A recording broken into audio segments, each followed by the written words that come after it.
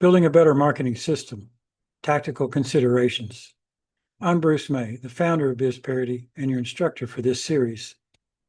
This course, Digital Media Strategies, includes 4 micro courses, including 4 main digital marketing processes, owned audiences, tactical considerations, and 15 basic campaigns.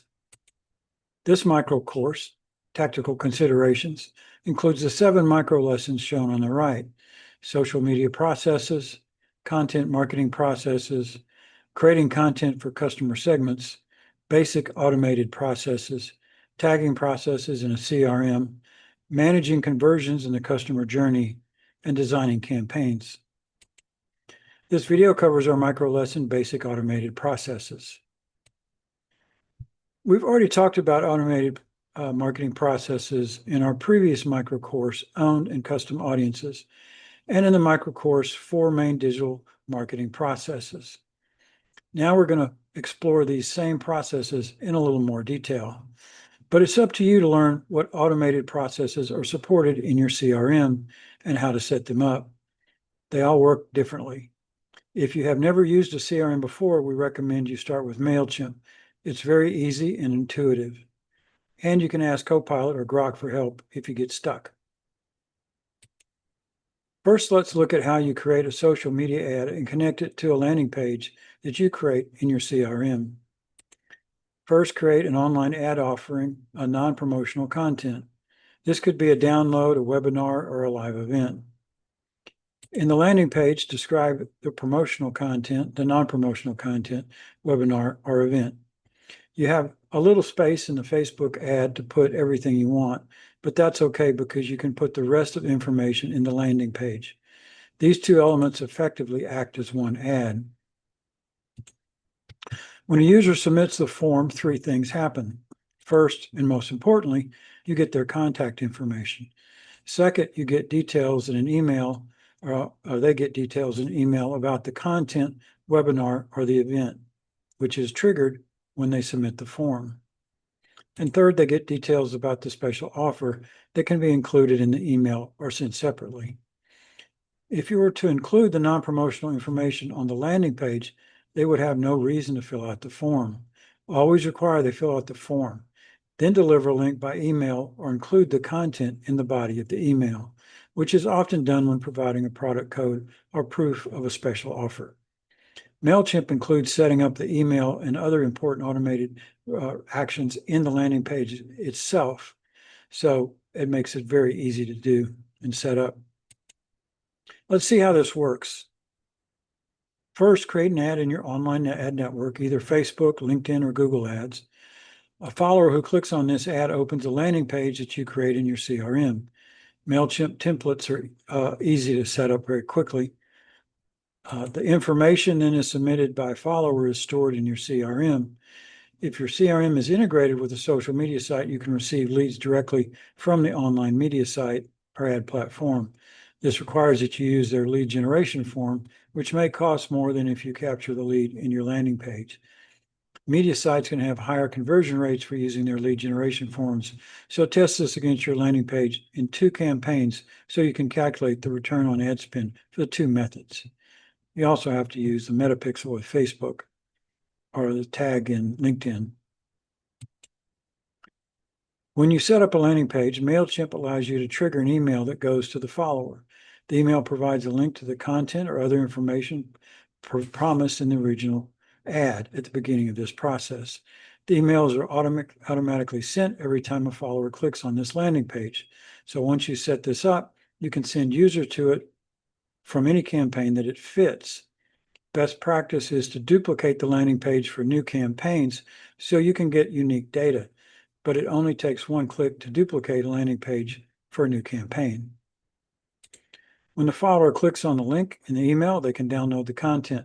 This can be a piece of content designed to nurture them to the next stage in the customer journey.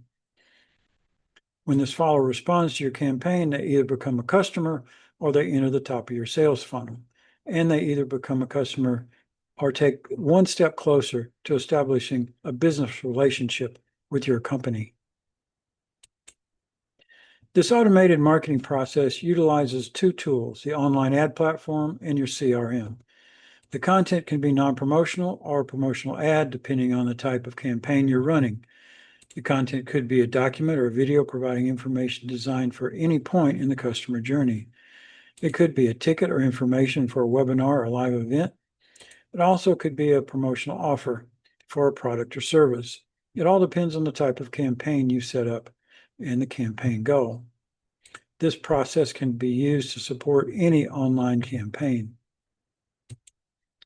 Links to the content are usually provided in an email triggered when a prospect fills out a form on the landing page. Users download documents from your website or a web page where they're stored. Videos can be downloaded from your YouTube channel where you can store them for free.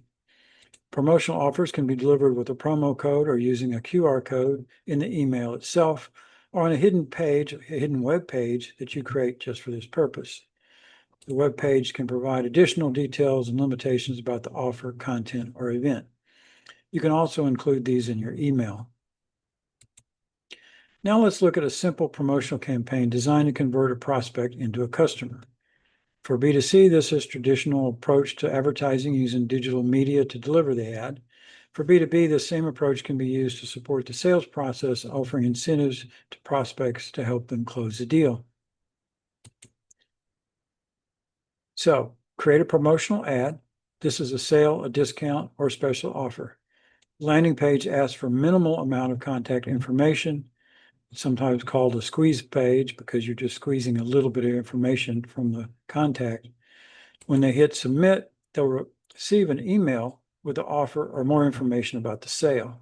You can have a call to action to contact your business directly in the ad, but providing a special offer in an email can be more effective.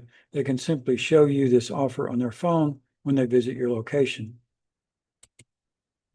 The technical elements are just the same as with our content campaign, except in this case, you don't have any content. Prospects or followers go straight into the sales funnel or simply convert to a customer.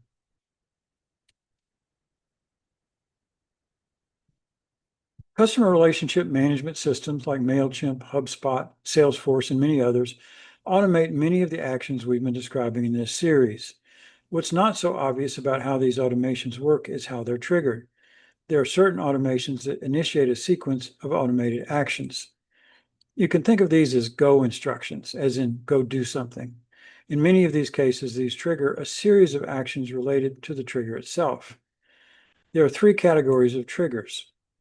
There's event-based, which are triggered by an action taken by a user, clicking on something. Time-based, triggered based on a date or time, usually from an action-driven event. And database, triggered by a change in profile data for a user. Event-based triggers are action-driven. Things like email opens, clicks, or ignored emails. Yes, if they ignore an email, that can trigger another email. A form submission or purchase behavior. Time-based triggers are schedule-driven. Things like birthdays, anniversaries, follow-up 3 to 7 days after an action is a good way to do that. You can also set up drip campaigns with a sequence of emails, and of course, reminders such as appointments and payment due dates. Database triggers are profile-driven. So anytime a field changes in a customer profile, it can trigger an automation. This includes tags added or removed, which we've already seen in our video on niche audiences, and we've talked about even since then. Field updated, which could be a change in a job title or a change in lead score, and a join or a leaving an audience segment. There are also hybrid triggers, combinations of multiple conditions. Be careful when setting these up. You don't want to get them too complicated, but if they make sense, you could have, for example, open an email and click on a specific link within 3 days, or you might have a conversion or a deal stage change and contact is tagged as a priority. Sometimes these triggers include additional automation associated with the trigger itself, as for example, a landing page that can trigger an email with a link to the content when a form is submitted. As we've seen in one of our main digital media processes, this is commonly done. But others can trigger additional automations, especially if you custom design an automation for a campaign. The details depend on the particular CRM, but the automations are similar in each case. If you set up automations yourself, you can string different groups of automations together in a sequence. For example, you can set up a series of emails with each one triggering a following email. One simple way to implement a sequence like this is by adding and removing tags, as we explained in our video lesson, Niche Audiences. The best way to learn how to set any automated process is to ask ChatGPT, Copilot in Microsoft, or Grok. Just tell Copilot what you want to do, and it will walk you through the process of automating any given CRM and any given process. Copilot is a great tool for learning in real time how to do anything in an online ad platform or a CRM. Sometimes it points you to the wrong place, but only because these platforms are constantly updated. If that happens, just describe the page you're on and Copilot will adjust its instructions. Rarely will it really get stuck, but this is often because of bugs in the platform itself. Even then, Copilot can suggest workaround solutions. Truly, I don't know how we live without help from Copilot or Grok. It's made life a lot easier.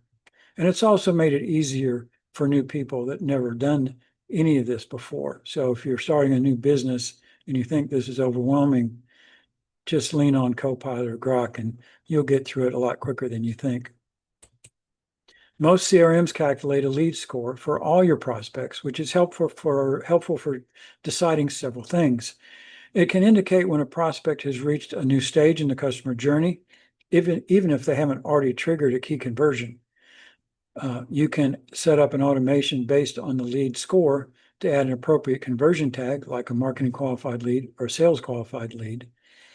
Lead scores can be based on engagement activity, which can initiate a conversion just because they are so engaged with your brand. Lead scores can also be based on other things. Besides conversion stages in the customer journey, you can score leads on firmographic data, such as a job title, which could be a clue that someone is a decision maker for a major purchase, or interested in a particular product line, or even a particular content marketing campaign that's focused on specific needs and concerns. So you have to really think that through.